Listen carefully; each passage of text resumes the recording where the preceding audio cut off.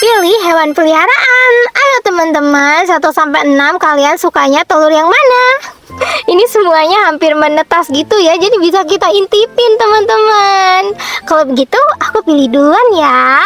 Aku mau telur nomor 1. Padahal aku udah tahu ya isinya apa, tapi seru-seruan aja nih teman-teman. Aku mendapatkan ayam. Yeay, aku pelihara ayam. Ayamnya Sakura, lucu banget kan teman-teman. Kayaknya hewan peliharaan cuma 1 kurang deh. Kalau begitu aku akan memilih 1 lagi. Mau yang nomor 4. Ayo teman-teman ditebak, di dalam telur ini ada hewan yang berwarna kuning. Kira-kira apa ya? Yay, it's duck. Kuek kuek kuek kuek kuek.